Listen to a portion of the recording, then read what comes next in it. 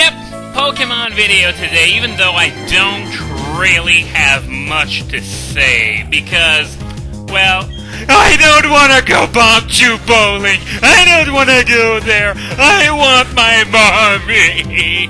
No, but seriously, it's not that bad, it's just the fact that this time I'm recording it, and because you enjoy seeing me suffer, I'm going to show you every failure, or every time I succeed when the prize is a purple rupee.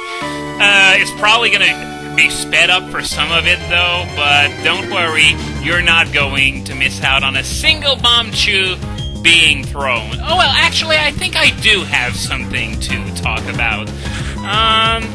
It's been sort of a disappointing period ever since Black and White came out worldwide, hasn't it? First, we got 2 magazines, not 1, 2, telling us they had something awesome to tell us on the way, and even making us wait to tell us what it was, and Let's Bat Trio V! And then, we heard a few months back that they still had ongoing projects for the Wii, and there was something for the 3DS as well, and, well, guess what? For the 3DS, we have the Pokédex 3D, full of information you can find on any single visit to Cerebi. Just wonderful. I guess it's sort of fun to have that kind of data without needing to go to a computer, but still, I'm not really fond of that to begin with, especially since, well, that Pokédex is going to include less than a quarter of all the Pokemon. That's right, they're including everything from Victini to Kyurem, but obviously not Keldeo, Meloetta, and Genesect, but more sadly, nothing from the first 4 generations. Absolutely nothing. But the good news is that I guess it's free, so I guess you get what you pay for in a way, but still. I was sort of hoping for something more along the lines of, you know, a game.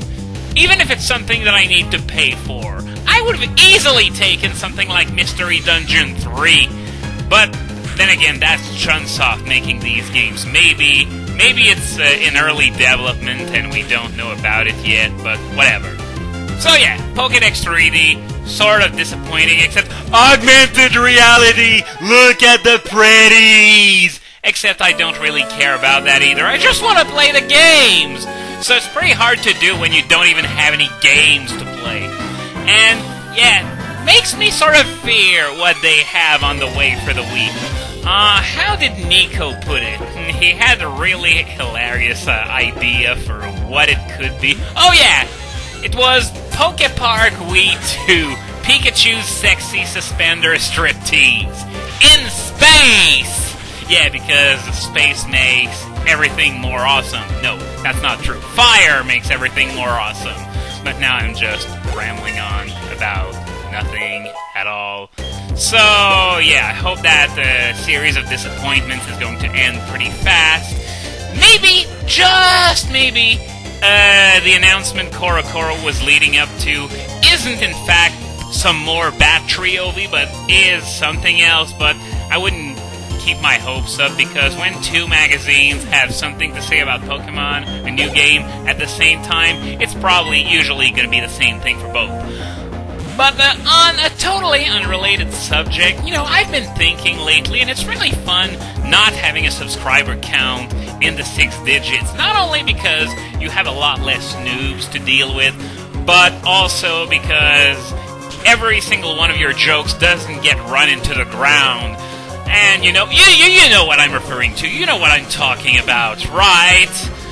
Yeah, of course you do. Just looking at Chugga's attitude during his Pikmin 2 LP, and even at one point in New Super Mario Bros. Wii, he's totally ashamed of the horrors he unleashed upon the world.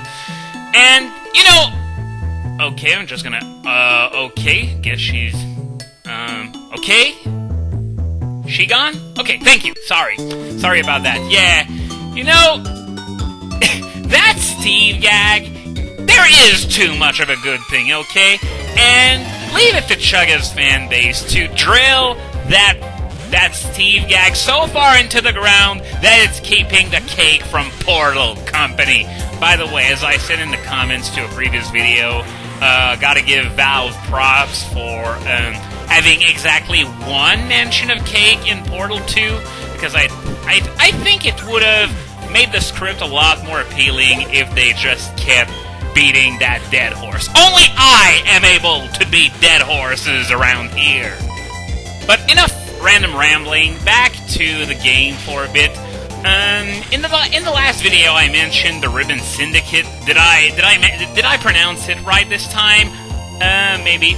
But anyway, last time I mentioned the Ribbon Syndicate, but I actually wanted to talk about what you could find inside, and obviously I miserably failed, so I'm going to make amends for that today and mention what you can find inside. It's not that interesting. It requires 10 ribbons across your team, but it's quietly not really worth hunting those ribbons down. I'm covering it for completion purposes because it's not that tedious, but still, what you can do, you can buy more ribbons in there.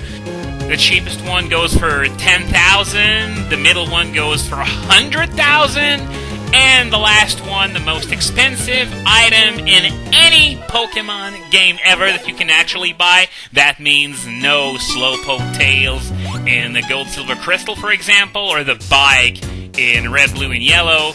But, yeah, it goes for $999,999. That's a lot. That's definitely a lot. And, okay. I think the layout of this place has changed a bit since Diamond and Pearl. In fact, I think Bulbapedia even says so. But, yeah, we made it to the resort area, and if you don't mind, I'm gonna make a beeline for the Pokemon Center after talking to all the NPCs in the general area of the building, of course, because I was planning on using Giratina for getting into the building in the first place. And anyway, another thing you can do in the Ribbon Syndicate is that you can get your Pokemon a massage. It's not just a massage like... Actually, I forgot where you can get a massage in this game other than that. I think it's in Veilstone, but not too sure. Either way, it doesn't matter. Don't bother commenting on it, please. I can look it up myself if I really want to. But yeah, this massage actually increases your Pokemon's happiness by a lot more than just regular massages. And of course, you can recognize that kid who wants to be more like a Pikachu. Not gonna fight him since it's already been covered! Anyway, let's get the PC, and I'm going to grab Giratina, because first, it's got 8 ribbons. I'm gonna need to go back and get the 2 that I need. I'm gonna switch it with Tropius for now. I'm gonna need to pick Tropius back soon anyway, because there are rocks that I need to smash in the desert. So I'm gonna need it later on, but for now I'm gonna head back to... I think I'm gonna do the happiness one first, and as I said, the happiness one... Whoa, didn't need to get out of there. The happiness one is on Route 213, near Pastoria, so that's where I'm gonna go, I think the gimmick is that the happier the Pokemon is, the more its footprint is, actually, I don't really know how you can tell happiness out of footprints, but didn't I already rant about that when I first came here anyway? I swear I did, so why am I repeating myself? And oh hi, random Wingull, for interrupting me. Okay, fine, I'm gonna kill you because I'm not gonna be hit with a penalty nearly as harsh as in Black and White for killing it. Penalty in terms of experience, of course, because of the new formula they added for experience in that game. But anyway, Giratina's in the lead. Do I need to have it in the lead? Well, yeah, I needed to have it in the lead. That answers my question. So, is it at max happiness? Looks like it. I think I got this one.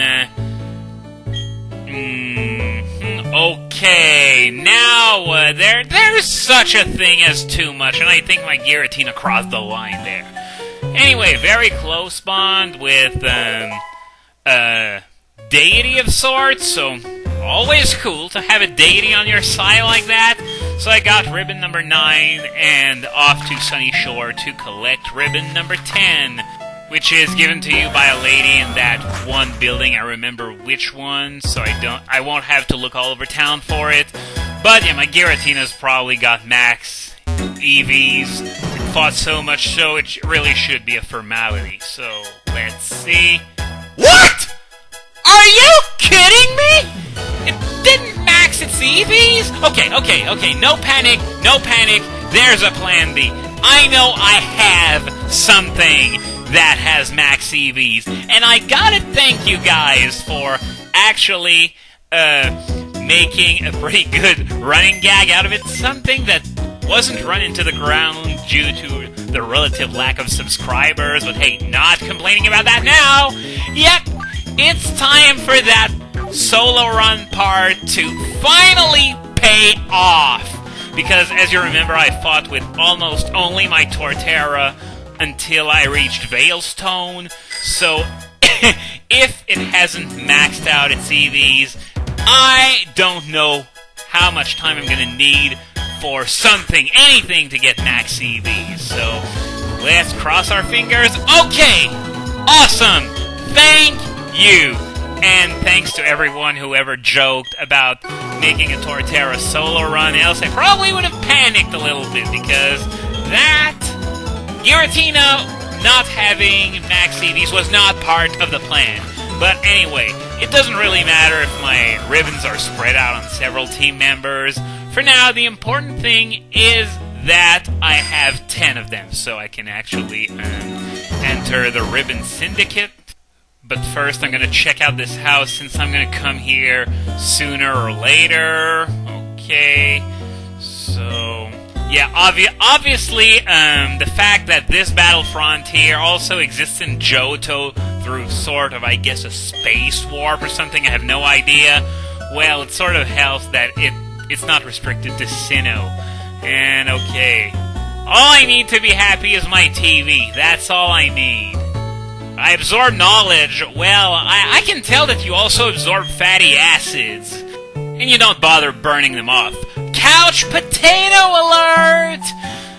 But I guess he gave us a pretty good tip about the runners being tracked down by the marking map. I already told you before. In fact, we already caught them that way. And, okay, what's this about the hidden ruler? Oh, yeah, I remember!